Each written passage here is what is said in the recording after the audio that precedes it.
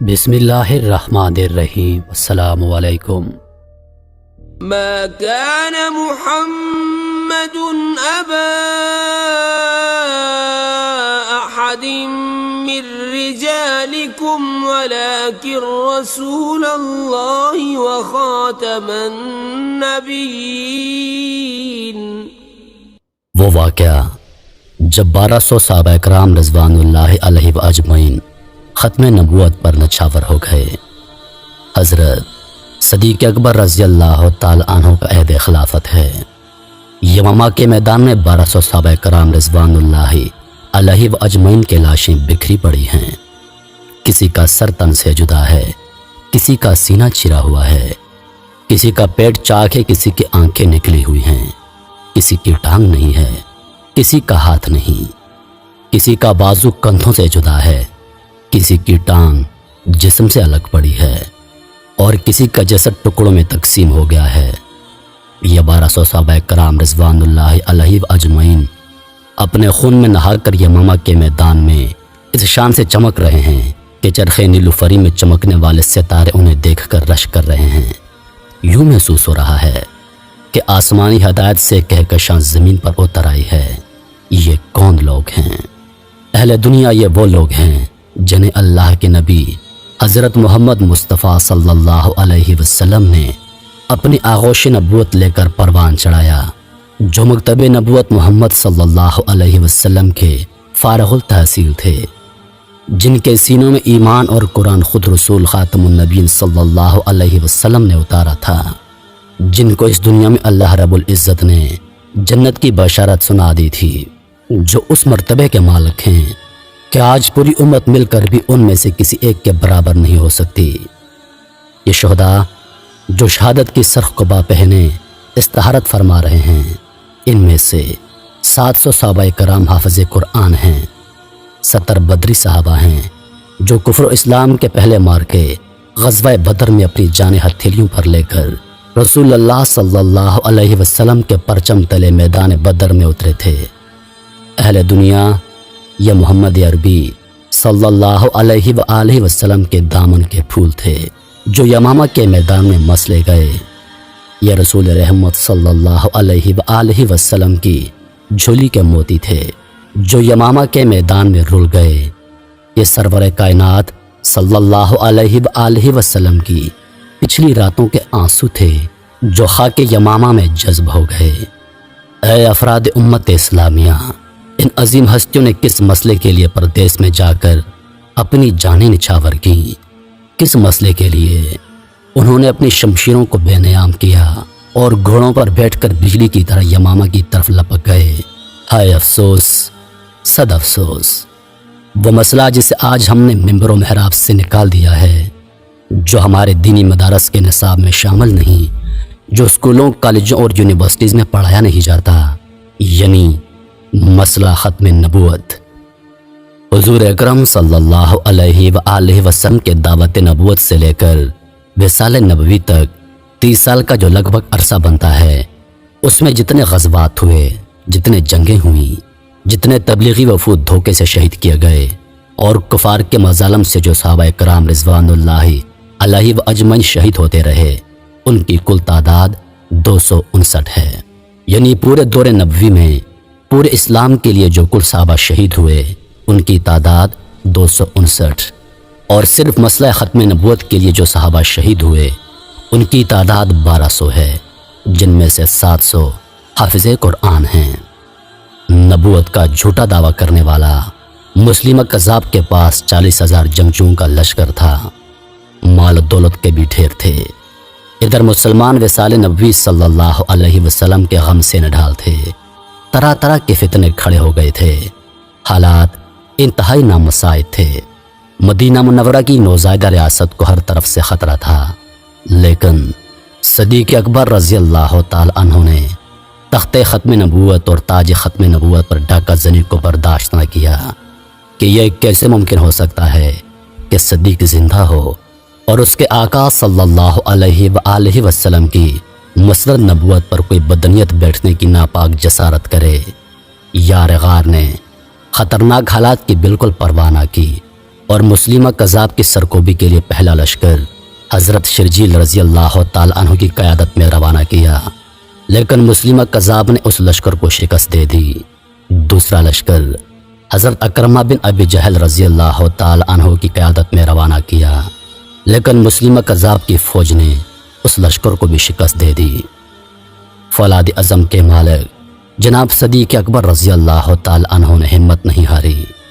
حضرت شرجیل اور حضرت اکرمہ رضی اللہ تعالی عنہ دونوں کو ہدایت جاری کی کہ مدینہ منورہ لوٹ کر مت آنا، تمہارے آنے سے بددلی پھیلے گی، تم دونوں وہیں پر انتظار کرو، میں تمہاری مدد کے لیے سیف اللہ خالد بن ولید کے لشکر روانہ کر رہا ہوں۔ حضرت خالد بن ولید رضی اللہ تعالی عنہ یمامہ پہنچتے ہیں اور مسلمانوں کا لشکر مسلمہ لشکر کے سامنے صف آرا ہوتا ہے۔ اہل یمامہ بڑی بہادری سے جم کر لیتے ہیں، دونوں طرف سے گھسان کی جنگ ہوتی ہے اور انسانی جسم گاجر مولی کی طرح کٹ کٹ کر زمین پر گرتے ہیں۔ مسلمان بڑی جان نثاری سے لڑتے ہیں، لیکن مسلمی لشکر سیسا پلائی دیوار کی طرح کھڑا ہے۔ آخر حضرت خالد بن ولید رضی اللہ تعالی عنہ میدان جنگ میں کھڑے مسلمہ کذاب کو دیکھ کر عقاب کی طرح اس کی طرف لپکتے ہیں اور ساتھیوں کے ساتھ یک بارگی زبردست حملہ کرتے ہیں، جس سے مسلموں کے قدم اکھڑ جاتے ہیں۔ مسلمان شیروں کی طرح دھاڑتے ہوئے مسلمہ کذاب کی فوج پر پل پڑتے ہیں اور انہیں تیزی سے قتل کرنے لگتے ہیں۔ اللہ پاک مسلمانوں کو فتح عطا کرتے ہیں۔ مسلمہ کذاب کے 40,000 لشکر میں سے 27,000 سپاہی میدان جنگ میں مارے جاتے ہیں اور ان کے ساتھ مسلمہ کذاب جہنم واصل ہو جاتا ہے، اور اس طرح جھوٹی نبوت بھی مجاہدین ختم نبوت کے ہاتھوں میدان یمامہ میں ہمیشہ کے لیے دفن ہو جاتی ہے۔ لیکن اس جنگ میں مسلمانوں کا بھی ایسا نقصان ہوتا ہے جو اس سے قبل اسلامی تاریخ میں کبھی نہیں ہوا تھا۔ 1200 صحابہ کرام رضوان اللہ علیہ و اجمعین نے خود کو خاک و خون میں تڑپا دیا، لیکن جھوٹی نبوت کے وجود کو برداشت نہ کیا۔ انہوں نے اپنی بیویوں کو بیوہ کر لیا، اپنے لاڈلے بچوں کو داغ یتیمی دے دیا، بوڑھے والدین کو بڑھاپے کی لاٹھیوں کو توڑ دیا، اپنے پیارے وطن مدینہ منورہ کو خیر بات کہہ دیا، مسجد نبوی اور روضہ رسول صلی اللہ علیہ وسلم سے جدائی برداشت کر لی، لیکن ان کی غیرت جھوٹی نبوت کو برداشت نہ کر سکی۔ مسلمہ کذاب کے فتنے سے بڑا فتنہ ہے۔ مرزا قادیانی نے پہلے نبی، پھر پیغمبر اور پھر رسول ہونے کا جھوٹا دعویٰ کیا۔ نبی پاک صلی اللہ علیہ وآلہ وسلم کے مقابلے میں نبی، پیغمبر کے مقابلے میں پیغمبر، رسول کے مقابلے میں رسول، کتاب اللہ یعنی قرآن مجید کے مقابلے میں کتاب، صحابہ کرام کے مقابلے میں صحابہ، امت کے مقابلے میں امت، مسجدوں کے مقابلے میں مسجدیں۔ علامہ اقبال رحمۃ اللہ علیہ نے فرمایا تھا کہ قادیانیت یہودیت کا چربہ ہے۔ چربہ مطلب اس کی نکل ہے۔ جتنے خطرناک مسلمہ کذاب کے پیروکار تھے، اس سے کہیں زیادہ خطرناک مرزا قادیانی کے پیروکار ہیں۔ مرزا قادیانی اور اس کی شیطانی جماعت کا کفر و ارتداد مسلمہ کذاب اور اس کی ابلیسی پارٹی سے زیادہ موذی ہے۔ آج جب میں کسی مسلمان کو قادیانی سے ہاتھ ملاتے دیکھتا ہوں تو مجھے صحابہ کرام رضوان اللہ علیہ و اجمعین کے کٹے ہوئے ہاتھ یاد آ جاتے ہیں۔ جب میں کسی مسلمان کو قادیانی سے بغلگیر ہوتے اور قادیانی کے گلے میں بازو ڈال کے دیکھتا ہوں تو مجھے صحابہ کے کٹے ہوئے بازو تڑپانے لگتے ہیں۔ جب میں کسی مسلمان کو پاؤں گھسیٹتے ہوئے کسی قادیانی کے گھر میں داخل ہوتا دیکھتا ہوں تو مجھے صحابہ کرام کے کٹے ہوئے پاؤں رلانے لگتے ہیں۔ جب میں کسی مسلمان کو قادیانی سے ٹھنڈی میٹھی باتیں کرتا سنتا ہوں تو میرے کانوں میں میدان یمامہ میں مرتدین کے خلاف لڑتے ہوئے صحابہ کی زبان سے تکبیر کے بلبلہ انگیز صدا گونجنے لگتی ہے۔ جب میں کسی مسلمان کو قادیانیوں کی شادیوں میں ہنس ہنس کر شامل ہوتا دیکھتا ہوں تو مجھے صحابہ کرام کے یتیم بچے یاد آ جاتے ہیں۔ صحابہ کرام بھی کلمہ طیبہ پڑھتے تھے، یہ مسلمان بھی کلمہ طیبہ پڑھتے ہیں۔ صحابہ کرام بھی رسول اللہ صلی اللہ علیہ وسلم کے امتی ہیں، اور ہم مسلمان بھی رسول اللہ صلی اللہ علیہ وآلہ وسلم کے امتی ہونے کا اقرار کرتے ہیں۔ صحابہ کرام بھی عقیدہ ختم نبوت پر پکا یقین رکھتے تھے۔ ہم مسلمان بھی عقیدہ ختم نبوت پر ایمان رکھنے کی پرزور دعوے دار ہیں، لیکن صحابہ کی ختم نبوت کے ڈاکوں سے جنگ، مگر آج کے مسلمان کی ختم نبوت کے ڈاکوں سے دوستی۔ صحابہ کا ختم نبوت پر سب کچھ قربان کرنا، مگر آج کے مسلمان کا ختم نبوت کے باغیوں سے کاروبار۔ انہوں نے نبی کریم صلی اللہ علیہ وسلم کی عزت و ناموس پر اپنا گوشت اور لہو قربان کر دیا، اور یہ قادیانوں کا سوشل بائیکاٹ کرنے کو بھی تیار نہیں۔ یہ تفاقت کیوں؟ قول و فعل میں اتنا خوفناک تضاد کیوں؟ کہیں ایسا تو نہیں کہ اس نے کلمہ طیبہ صرف حلق سے اوپر اوپر پڑھا ہے؟ کیا رسول اللہ صلی اللہ علیہ وسلم کی امتی ہونے کا اعلان صرف نوک زبان تک ہے؟ کیا عقیدہ ختم نبوت پر ایمان ہونے کا اعلان صرف فضا میں الفاظ باری تو نہیں؟ کیا عشق رسول صلی اللہ علیہ وسلم کا دعویٰ محض سخن ترازی تو نہیں؟ کیونکہ اس مسلمان کا کردار ان کے دعوے کی نفی کر رہا ہے۔ اے مسلمانوں، جس جسم کے رنگ و ریشہ میں حضور صلی اللہ علیہ وسلم کی محبت ہوتی ہے، وہ جسم قادیانیوں سے ہاتھ نہیں ملایا کرتا، وہ جسم قادیانوں سے بغل گیلیاں نہیں کرتا، وہ جسم قادیانی کی تقریب میں شامل نہیں ہو سکتا۔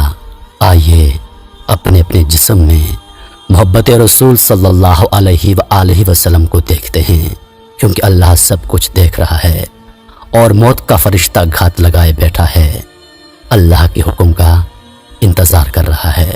اور پھر موت کا پاس مارٹم ہوا تو ہمارا سب کچھ ہمارے سامنے رکھ دیا جائے گا۔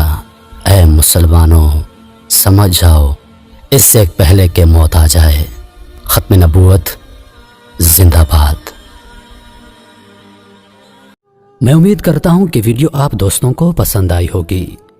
ویڈیو پسند آ جائے تو لائک اور شیئر ضرور کر دیجیے گا، اور آنے والی نئی ویڈیوز کے لیے ہمارے چینل کو سبسکرائب کر دیں، اور ساتھ میں موجود گھنٹی کے بٹن کو ضرور دبا دیں تاکہ ہماری ہر نئی آنے والی ویڈیو سب سے پہلے آپ تک پہنچے۔ مجھے دیجیے اجازت، سانسوں نے وفا کی تو اگلی بار ایک اور ویڈیو لے کر آپ کی خدمت میں حاضر ہوں گا۔ تب تک کے لیے خدا حافظ۔ اللہ پاک آپ سب کا حافظ و نگہبان۔ ہنستے رہیے اور ہمیشہ مسکراتے رہیے۔